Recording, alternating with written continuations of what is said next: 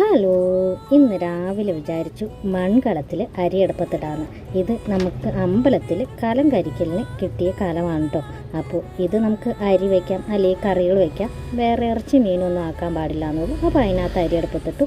പിന്നെ വേറെ പ്രത്യേകിച്ച് പണികളൊന്നും ഉണ്ടായിരുന്നില്ല. രാവിലെ ഒരു ഡയറ്റ് പ്ലാനിൻ്റെ ഫുഡ് തന്നെ ഇന്ന് ഇട്ടേക്കാമെന്ന് വിചാരിച്ചു. അപ്പോൾ രാവിലെ ബ്രേക്ക്ഫാസ്റ്റിന് അരിയാട്ടിന് തണ്ണിമത്തനെയും കുക്കുംബർ, പപ്പായ, മുട്ട, പിന്നെ ചെറുപയർ വേവിച്ചത്. ഇത് മുളപ്പിച്ചല്ലാട്ടോ കൊടുത്തത്, ചുമ്മാ ചെറുപയർ തലേ ദിവസം വെള്ളത്തിലിട്ട് അതൊന്ന് ഉപ്പും മഞ്ഞൾപ്പൊടി ഇട്ട് ഒന്ന് വേവിച്ച് കൊടുത്തത്. അപ്പോൾ നല്ലൊരു ഹെൽത്തി ബ്രേക്ക്ഫാസ്റ്റാണ് കേട്ടോ.